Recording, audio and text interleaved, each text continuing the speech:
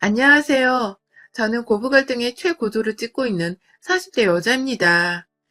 애교를 그냥 넘기지도 못하겠는 극악무도하고 찌질함의 극치이자 산 증인이 우리 시어머니와의 사연을 써보려고요. 저는 시아버지의 주선으로 지금의 남편과 맞선으로 만나 결혼을 했습니다.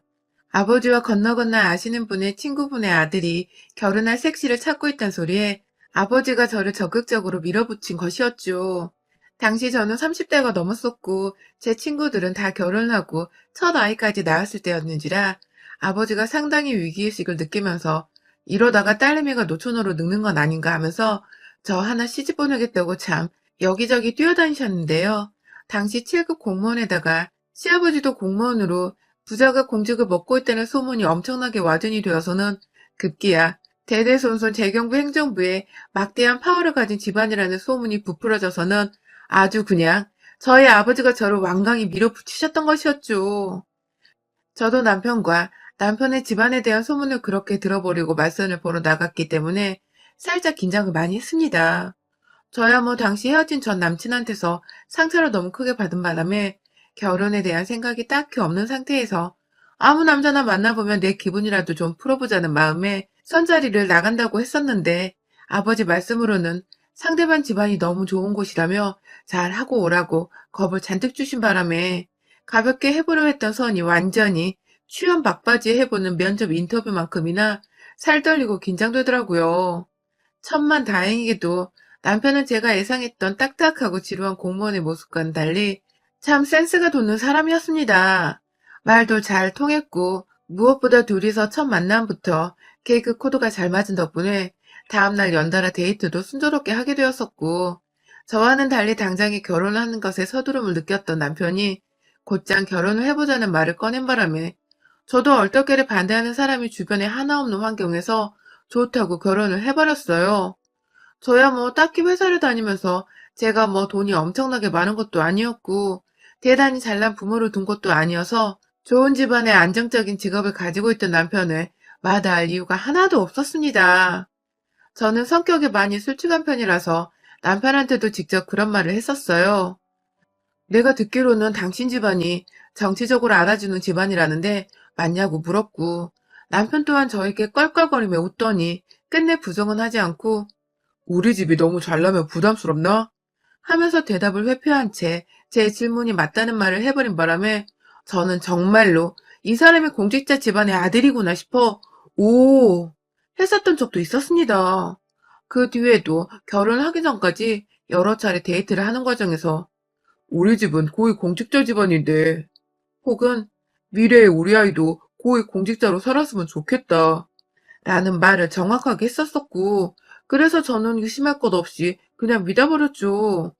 친정아버지의 말부터 남편의 말까지 다 똑같으니까 어느 누가 의심해보려는 생각을 쉽사리 가지겠어요?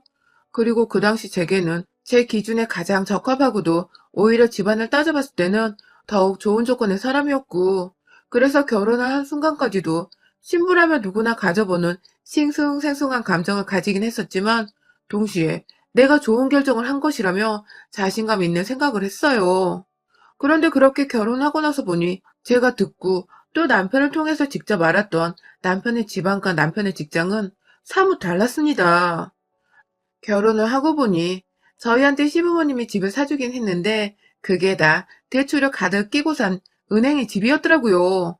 그것도 대출금을 매달 갚아내야 하는데 시아버지는 고위 공직자는커녕 동사무소에서 일하시는 경비원이셨고 7급 공무원이라던 남편조차 동사무소에서 근무하는 9급 공무원이었습니다. 지금이야 공무원이 되기도 힘들고 공부도 정말 열심히 피 터지게 해야 붙을까 말까 하는 직업이 되었지만 저 결혼할 적만 해도 그 정도는 아니었어요.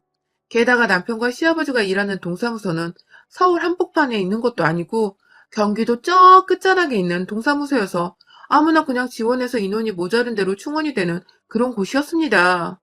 그렇게 일하는 남자들이 그 많은 대출금을 갚아내는 데는 굉장히 무리가 있었고요. 다달이 벌어오는 돈이 제 월급의 반도 안 되는 남편의 월급에 마냥 의지를 하면서 대출금을 갚아낼 수 없어서 결국 제가 제 돈을 털어 대출금을 갚아내기 시작했습니다. 솔직히 말하면 결혼 초반부터 왠지 거대한 사기를 당해버린 것 같아서 기분이 굉장히 불쾌하고 혼돈의 연속이었어요.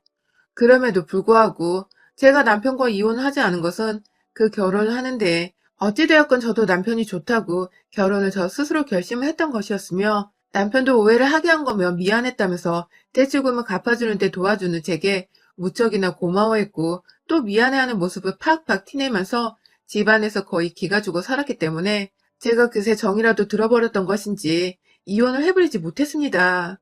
그리고 지금 저는 그때 진작 남편과 이혼을 못했던 것을 천추의 한이라 여기며 살아가고 있는 중이랍니다. 시아버지나 남편이나 기대했던 고위 공직자는 못 되었지만 살다 보면 느낀 것은 이분들이 참 열심히도 산다는 것이었습니다. 시아버지가 어쩌다가 경비에 하시는 일이 고위 공직자라고 와전이 되었는지도 모르겠지만 본인 하는 일에 자부심을 가지며 한 번 빼먹지를 않고 사시사철 근실하게 일을 하시는 모습에 제가 다 대단하다고 느낄 정도였고요.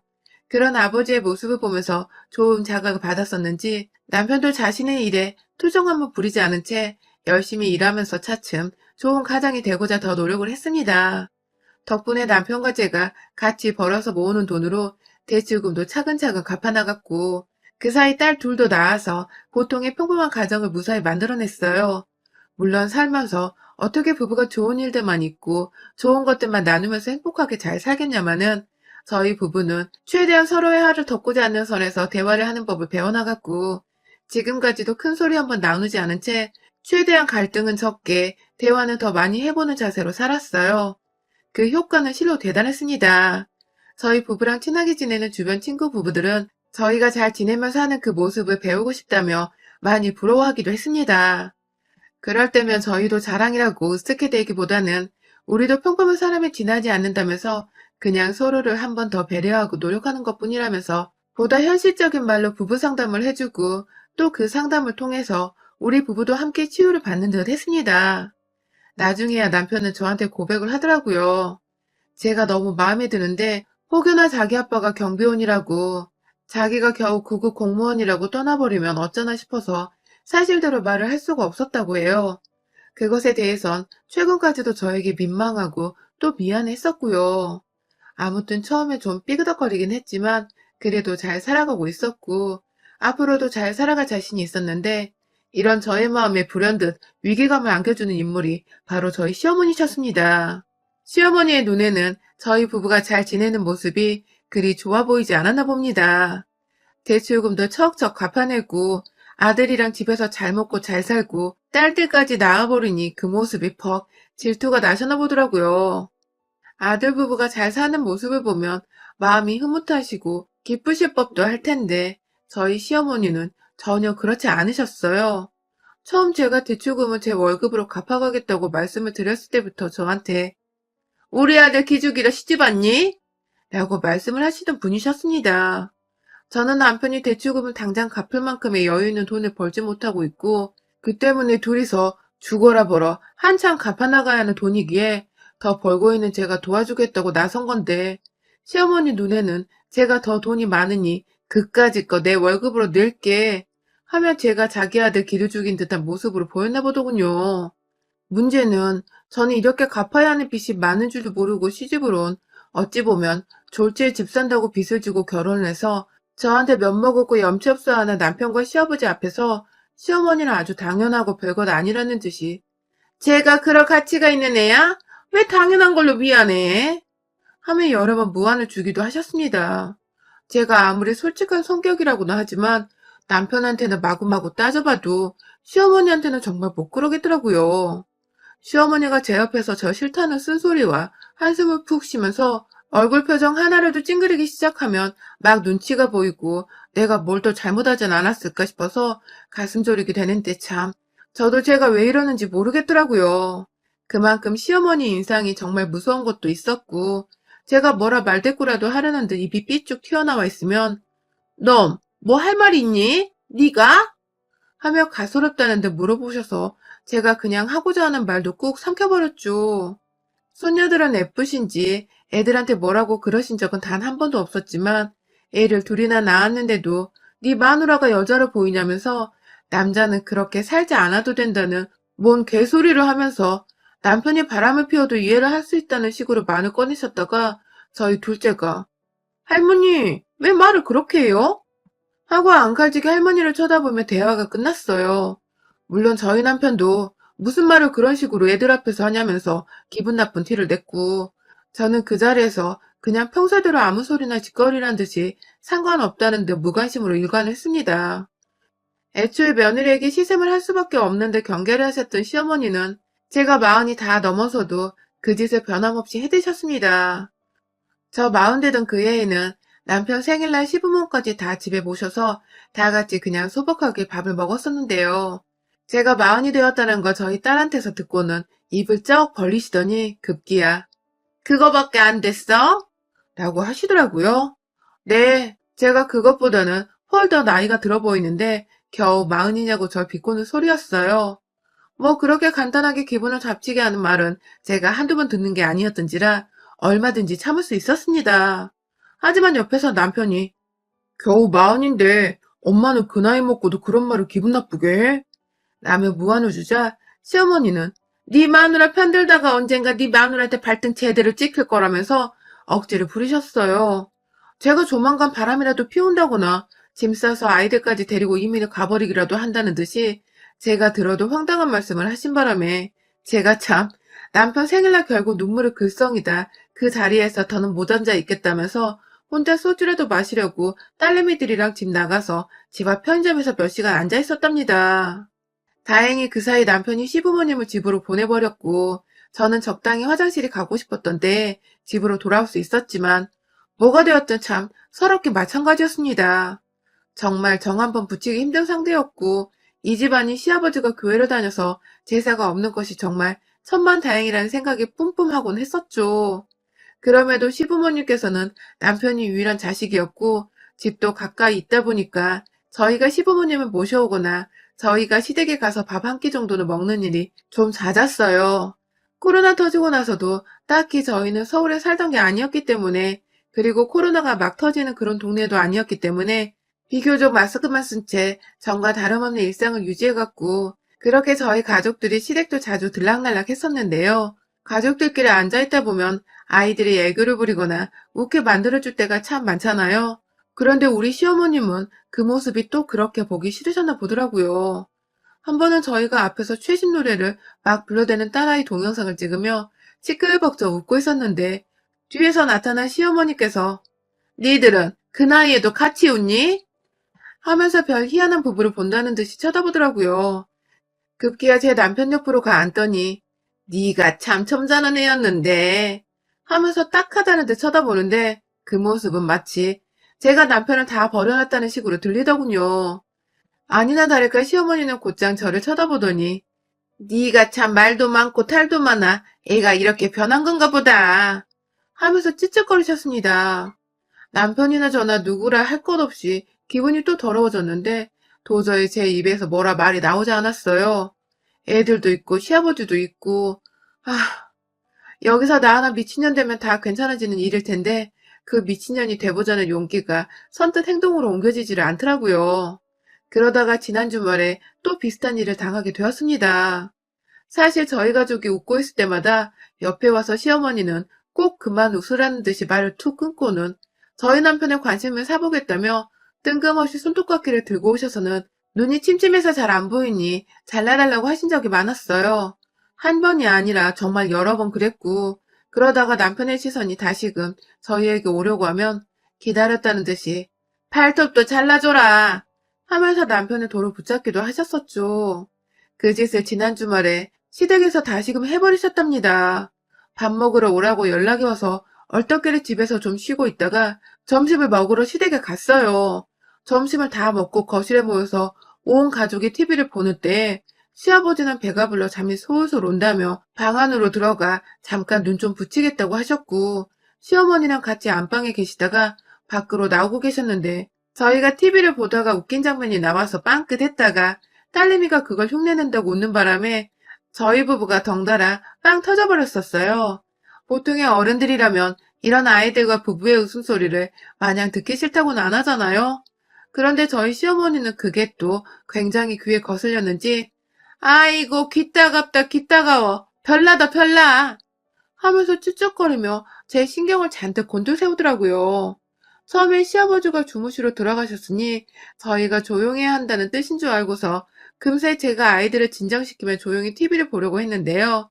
시어머니는 역시나 이전에 그랬던 것처럼 남편의 옆자리로 쓱 자리를 잡고 앉더니 이내 저를 향해 고개를 빼꼼 내미며 너는 참 이래도 욕먹고 저래도 욕먹고 힘들겠다 하면서 어디서 또 챙겨왔는지 손톱깎이를 들고 오셨더라고요.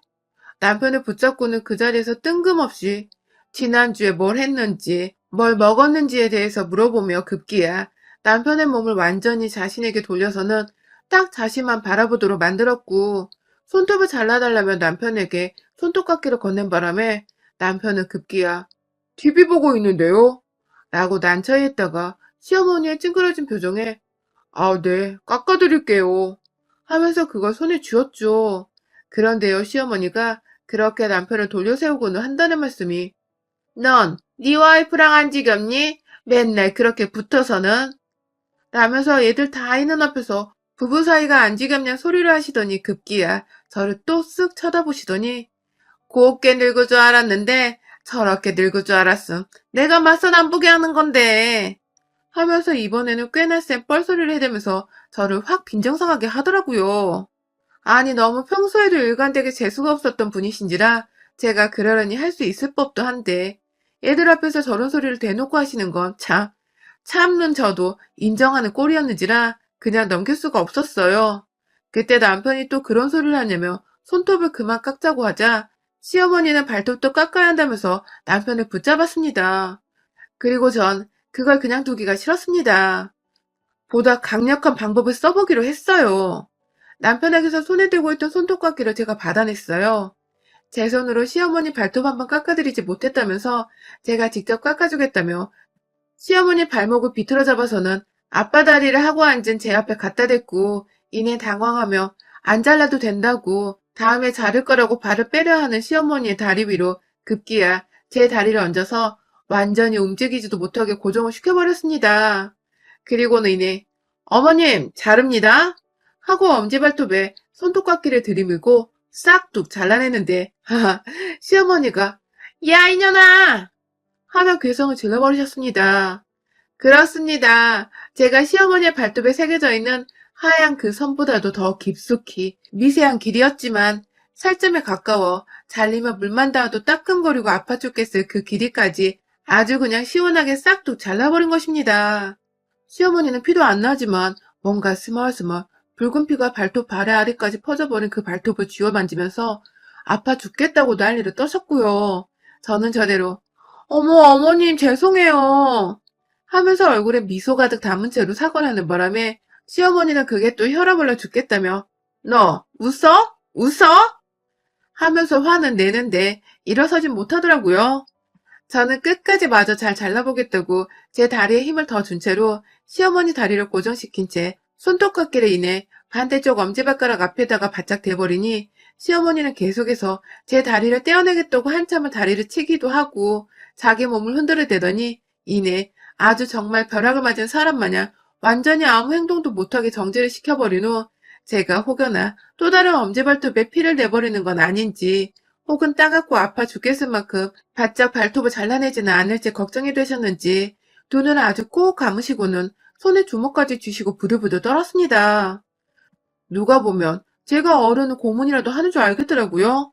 옆에서 남편도 제가 불안불안했는지 여보, 여보 하면서 저를 진정시키고 있었고 저는 두 눈 꼭 감고 저한테 목숨줄을 맡긴 듯 애처로워하는 시어머니의 나머지 엄지발톱 하나도 아주 남김없이 아주 살점과 발톱 사이에 비는 공간 없이 그 깊숙한 길이까지 싹둑 아주 갑작스럽게 예고도 없이 신나 죽겠다며 잘라버렸습니다. 시어머니는 급기야 제가 자른 발톱에 그리고 시뻘겋게 부어오르는 발톱을 쥐어 만지다가 급기야 너무 긴장을 했는지 깊은 탄식을 쏟아내셨고 저희 큰딸은 옆에서 엄마가 고소해하는 표정을 그대로 읽어버린 건지 할머니 눈치를 보다가 절 보며 방긋 하더라고요.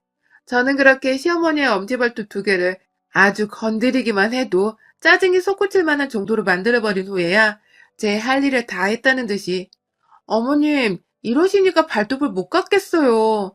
일부러 그런 건 아닌데 앞으로 어머니 손톱 발톱은 제가 다 깎아드릴 테니 남편 그만 부르세요.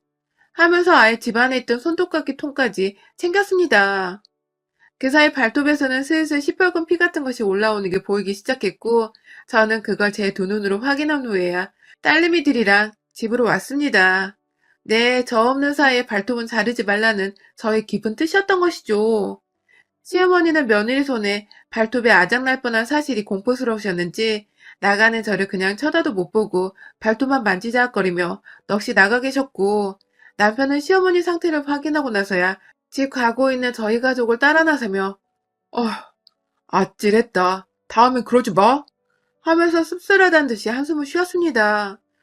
저야 뭐 시어머니를 어떻게든 골탕 한번 먹이고 싶었던 게 목적이었기에 제 목적은 달성을 했고요. 제 손에 시댁의 손톱깎이 통이 있으니 주기적으로 시어머니 손톱발톱에 피내드리러 이거 두고 시댁에 가보려 합니다.